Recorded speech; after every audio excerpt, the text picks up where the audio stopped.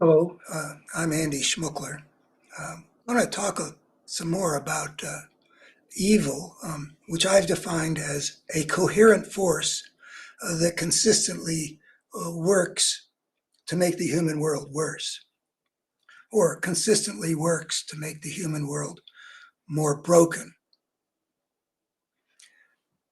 If you'll agree that if there were such a force that met that description, it would be reasonable to call it a force of evil. I'd appreciate it. So I'd like to talk about it in terms of evil because I think there's some usefulness to that, even though I know from great experience that most of the people in liberal America don't have any place in their head for accepting such a notion. It seems like some kind of primitive thing that was left over from, religious orthodoxies. Um, but I claim that I can show that there is such a thing as a coherent force. And in a previous video, I can't remember the name of it, but you might be able to pick it out from the title. I describe how there is such a thing which can be discerned operating in the world. And I mean discerned in a purely, not supernatural, but in terms of the dynamics of a civilizational liberal America that we're facing that kind of coherent force. And using the word evil with care for more than about 20 years. To It was interesting how unsuccessful it was to show that there was this coherent force that was consistently working to make things worse. But in any event, I continued to explore what it was I saw rising in America, the implications of it, asking myself a lot of questions and developing additional ways of understanding evil. And one of them was, which at the beginning, when I wrote the concept of evil, I talked about the confluence of several parts of forces in American culture. And by force, I mean, you can see it moving through. Like one of them is like white supremacy. Uh, it's not it's not hard to see how there's a continuity in the whole body of the American system, body politic, whatever, that corresponds to white supremacy. And you can see it in the emergence of the plantation culture. You can see it in the battle to preserve to facilitate the expansion of the slave empire in the years leading up to the Civil War. You can see it in the Jim Crow South, and you can see it in the decision of 1857 in the Supreme Court about Dred Scott. You can see it in 1896 with Plessy versus Ferguson, that put forward the obvious lie that it was separate but equal, when it was really racial terror, thousands of lynchings. You can see that moving through through the American culture as one of the rivers of brokenness. Another one was a certain kind of religiosity. It's an American religion that feels entitled to steamroller over other people and their sense of the sacred. So you can have Native American children forced out of their cultures into white people run schools. The book Hawaii with, by, what's his name, Michener, and the movie with Max von Sydow. That kind of missionary, self-righteous, not very loving, like American nationalism we see right now, is that thing. And when I was writing this, I don't know, I mean, I was aware of people who were saying that this is a Christian country, you know, in a way which says we have the right to impose our way of looking at things on everybody else. But I think what brought that dimension to my mind back in 2004, 2005 was Franklin Graham, the son of Billy Graham, whose conduct with respect to 9/11 and the and Iraq and these other peoples who were not Christian was enough to, you know, just call our attention to the fact that the W presidency was a represented a confluence of different rivers of American brokenness. There was also, you know, I think Dick Cheney wanted to, now that we're the world's only superpower, take advantage of our advantage and expand our empire by seizing Iraq. I don't know that that was the reason. I looked a lot about why did we do this, and the answer might be very complicated, but that's what intuitively felt true to me. And that kind of American imperialism is written all over a lot of history, including our seizing the whole continent from indigenous peoples, like Manifest Destiny, and the way we treated the people of Central America with our banana republics, and the role that we played in Cuba. Not there are aspects of American uh, civilization that looked like that kind of brokenness of imperialism, where the strong do what they can and the weak suffer what they must. And then the strong also have these ways of rationalizing how that's right. Manifest destiny was an idea that Americans came up with, which indicated that God wanted the people who could put that land to better use, meaning more power, more abundance, more wealth extracted from that land than was happening with the indigenous peoples. God didn't want that.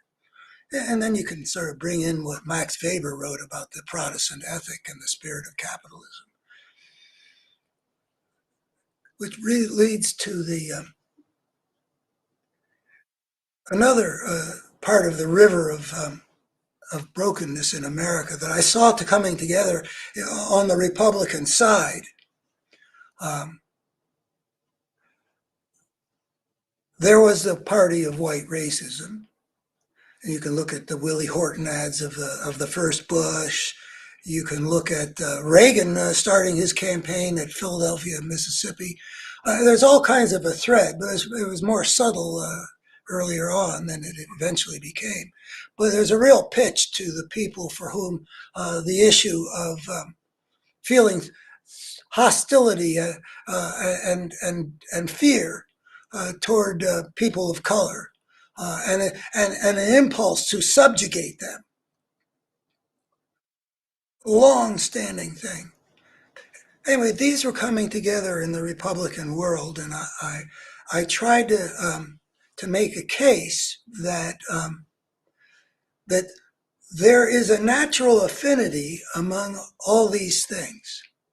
They all are spreading a pattern of brokenness, whether it's the relationship between the races or a spirit of religion that is not loving but creates strife, that craves domination, that in each case, the impact on the human world is to make it worse. And I think you can do that with any of those.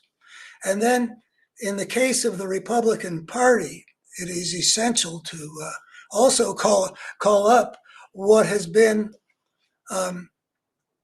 the most broken aspect of what the Republican Party's role has been in America. And I'm not claiming uh, that the Democratic Party was less broken.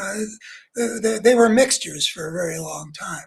Uh, But the Republican Party, uh, born in 18, well, beginning with Lincoln, and I think it might have evolved differently actually, but I don't know this. Had Lincoln survived to serve his second term, but by the time Lincoln's out of the way and Reconstruction has had the rocky time it's had, uh, it becomes the party of big business because the American capitalist system is exploding in dynamism and power. These railroad tycoons and Carnegie and U.S. Steel and Rockefeller and oil and Vanderbilt and the railroads and all these people, the robber barons, they're coming up and they are using their power in the society to create a political instrument in the Republican Party, appointing Supreme Court justices that will keep on finding for laissez-faire capitalism and striking down unions and municipal regulations to control the destructive impacts of unregulated capitalism. Corporate greed. And the Republican Party that I grew up knowing was the party of big business. Eisenhower had a cabinet member who said, the business of America is business. Is that what he said? The head of GM? Anyway, there's some famous quote that indicates just how much business ran that Republican administration. And I've studied Eisenhower's life, and he's a wonderful guy. I actually do admire and respect him a lot.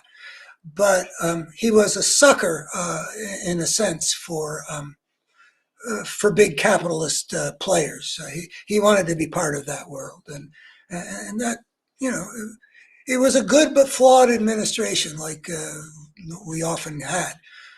He's rated fairly high among American presidents, but the issue of corporate greed, that was, you know, that was true largely of the Republican Party throughout, for almost, up until now. The Koch brothers and that whole ALEC crowd, they're all basically working with the Republican force to create a world in which capitalism gets lots of wealth without having to obey regulations that safeguard the greater good. So I could see in W's administration the expression of all of these different rivers of American brokenness, and I called attention to it. And as I continued to think about, well, how is it that something like we go from the Republican Party of Dwight Eisenhower, or if we want to get more conservative, of Robert Taft, to the party of Donald Trump? I mean, that's a huge transformation. How did that happen? Well, I do have a theory of it. I'm going to present that theory, and then I'll be done with it, with this video. And it is related to the idea of a confluence. America I would say, if you were to ask, what were the two most powerful forces of brokenness operating in America, 100 years, over a long stretch of time? And the answer would be the racist white supremacist force and the corporate greed force. We had, I don't know if it's good fortune or not. Maybe it was good fortune, but anyway, it was a good thing that for a very long time, from, let's say, the 1870s to the 1960s, when a Democratic president signs the civil rights legislation, LBJ 1965. Up until then, these two major sources, rivers of brokenness, are kept separate because they are components of the alliances, coalitions, um, of the Democratic and the Republican parties, one on one side, one on the other. The segregationist South was, into my life, um, the home uh, at home in the Democratic Party. The solid South was a white supremacist run component of the country. It was a solid Democratic South. Then Johnson says, your regime of racial oppression is no longer acceptable. Federal law is outlawing what you guys have been doing to dominate and terrorize black people.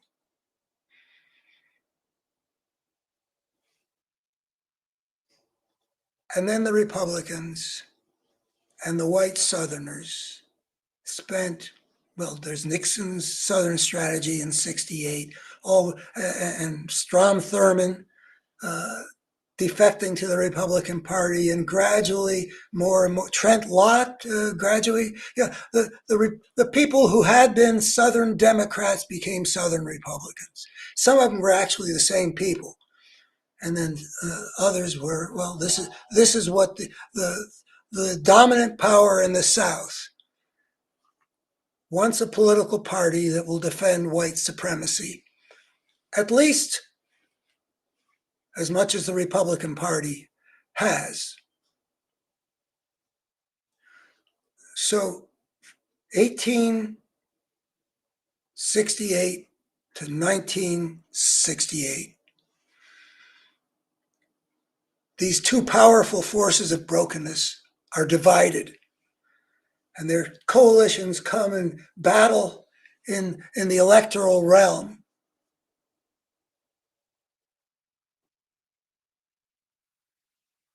And the dark side of the Democratic Party protects the South from federal civil rights legislation for a very long time. Come up with rules like the filibuster rule and all kinds of ways of making sure that nothing could get done that would end segregation.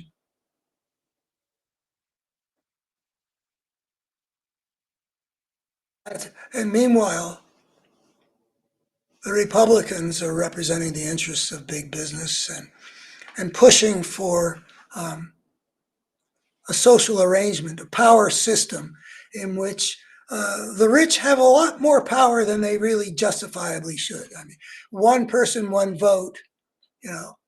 I mean, just to take a look at the way the Supreme Court has blocked obviously necessary ways of leveling the playing field.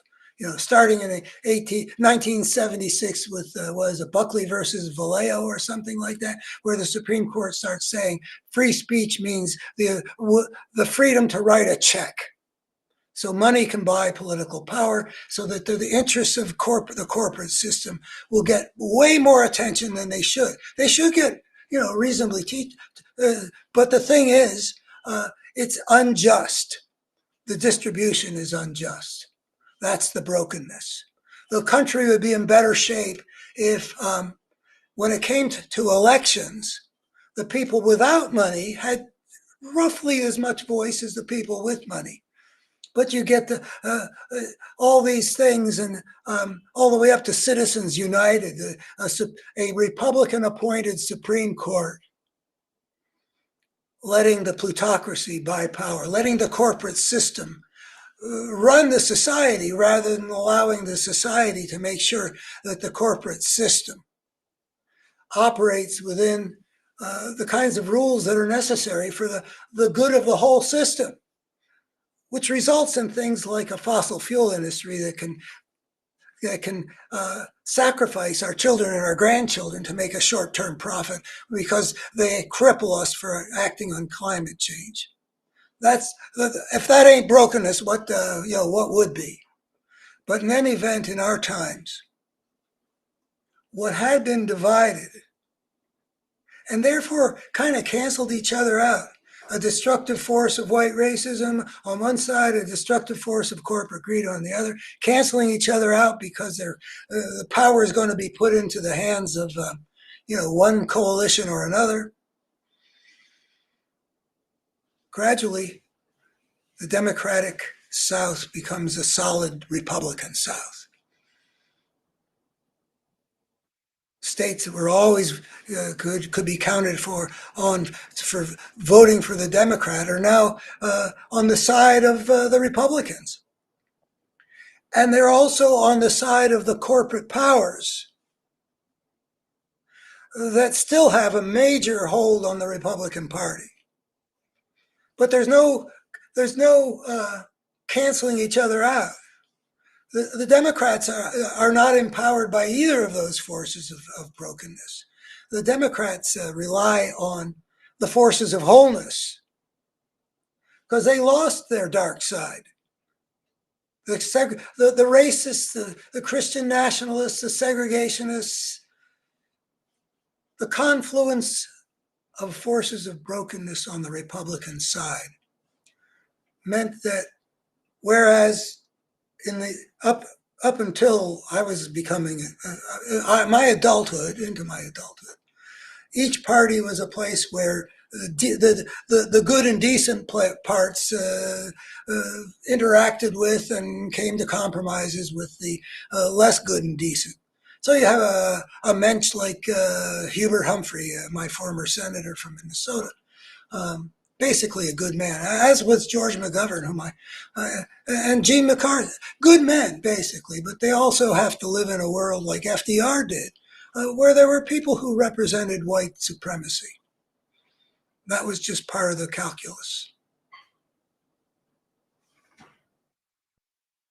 But now the Democrats have the fortune not to have to deal with what had been their darkest side. I mean, there are other problems with liberal America we don't go into, but nothing is powerful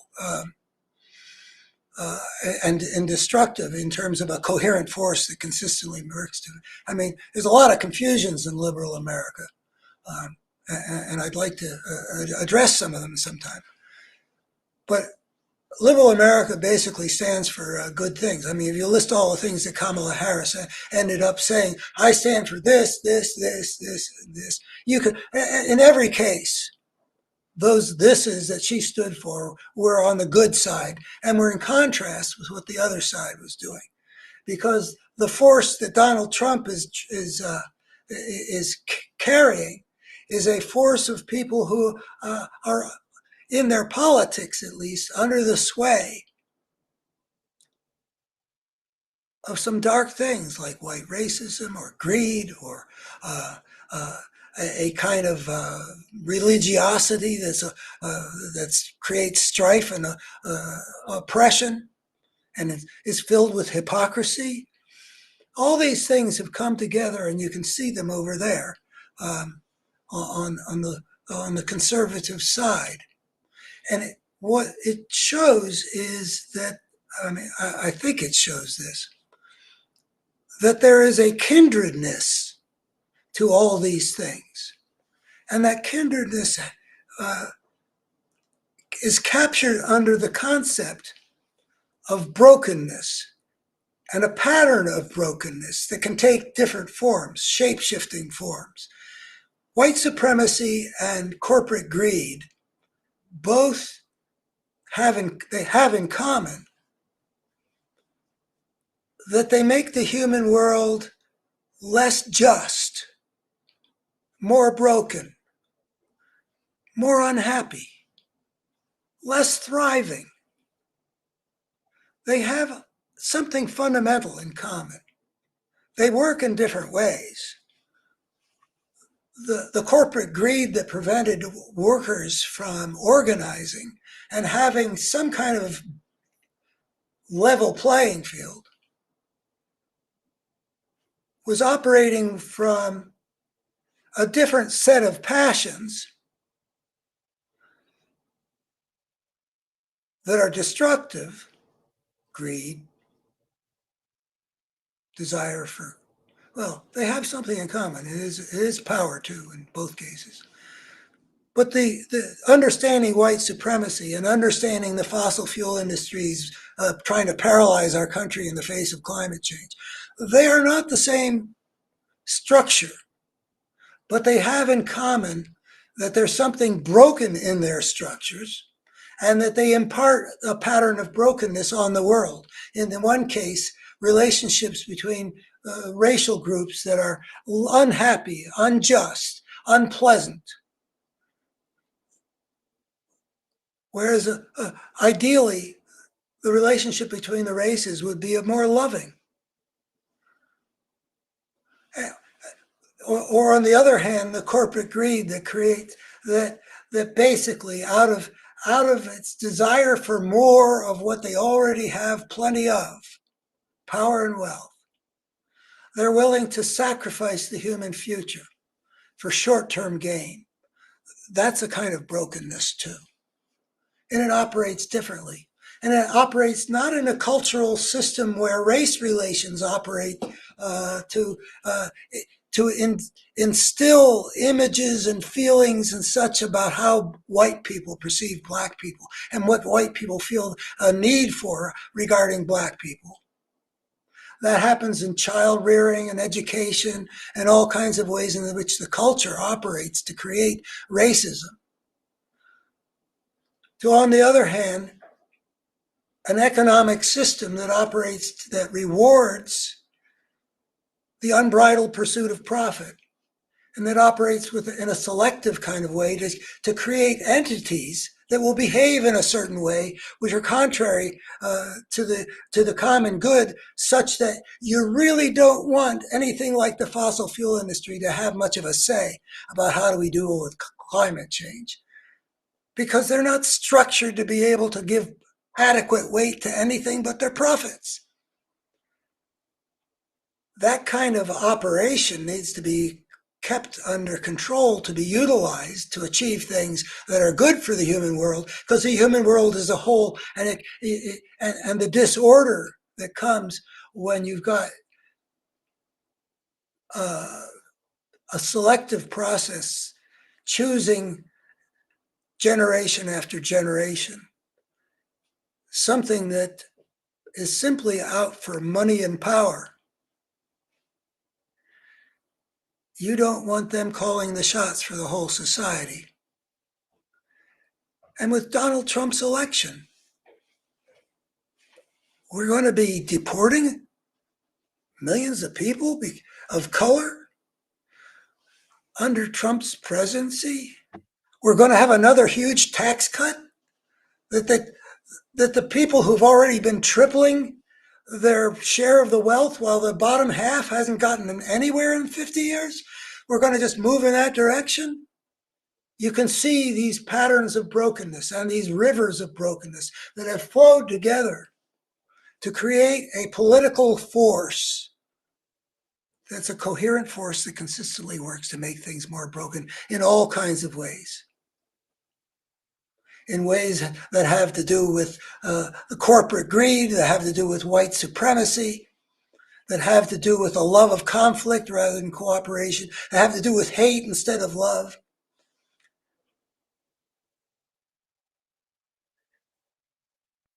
It was visible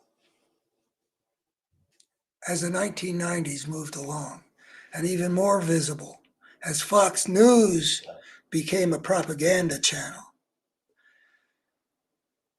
built on what Limbaugh had been building for 7 years. Karl Rove, a master manipulative propagandist, exploited further and transformed conservative America into a profoundly diseased force of brokenness.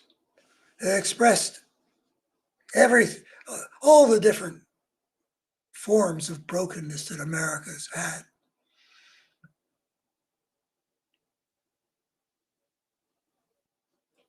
The decision Dobbs, written by Alito, It's written by a grand inquisitor. It's written by one of those religious types who take a very ungodly, unloving attitude into the arena to impose their views on somebody else. The Spanish Inquisition. This Republican Party is a confluence of aspects of American civilization that have all come under one tent and were able to take over the Republican Party because suddenly both of those big things were allied under one political force, unlike the previous division. And meanwhile, the Democratic Party, whose job it was to help the healthy part of the conservative America defeat and drive into oblivion what was working to take it over, didn't see what was happening, did nothing, didn't see that the Republican Party of Newt Gingrich and Fox News and Tom DeLay and Karl Rove and eventually Trump was a fundamentally different kind of creature and a moral and spiritual levels. Because liberal America didn't have the moral and spiritual conceptualizations in which that kind of thing would make sense. Which is why it is important now. It would have been better earlier, but better late than never. Why it is important now that for liberal America to explore why they didn't see this thing, this coherent force taking over the Republican Party, and why it didn't work to defeat it.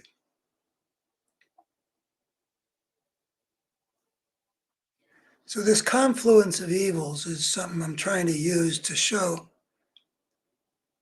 something about how it works, that you want to see a coherent force? Well, look at these things that have flowed together that eventually have now taken over both houses of Congress, the Supreme Court, and the White House, with a crazy, evil monster of a human being calling most of the shots.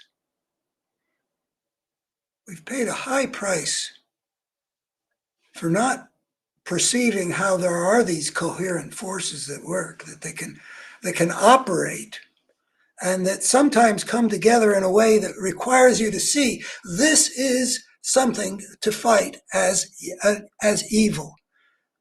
Whether you use the word or not, that's what it is.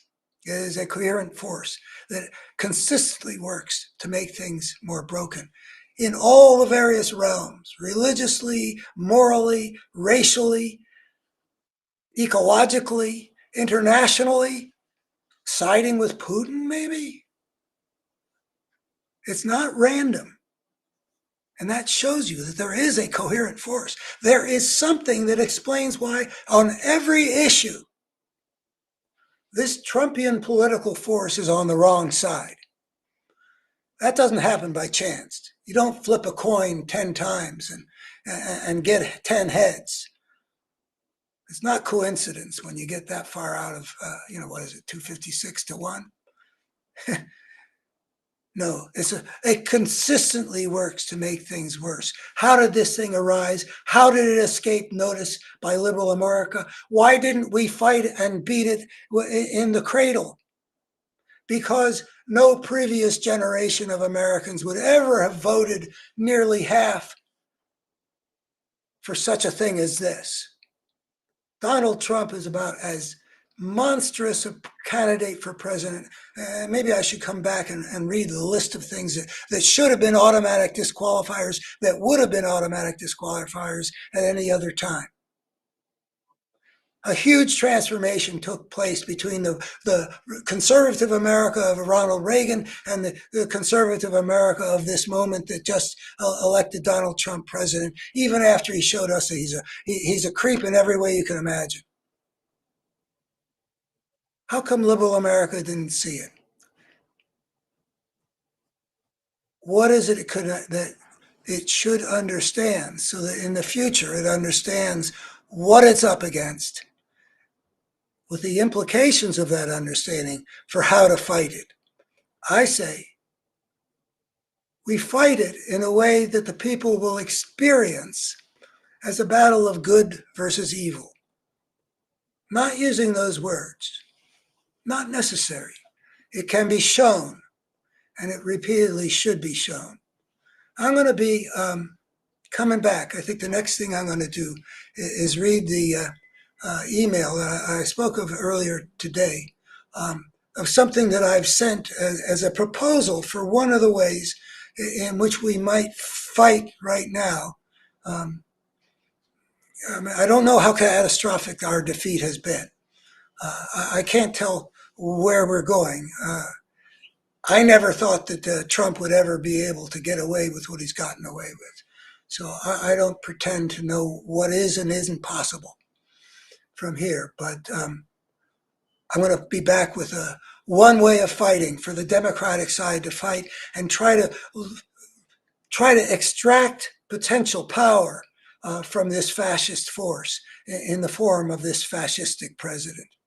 Thank you. I'll be back soon. Please subscribe to me if you like what you hear I'm doing. And for systematic presentation of a multidimensional integrated picture that really makes sense of what's happened to our species, including America, please go to my website, abetterhumanstory.org. Thank you.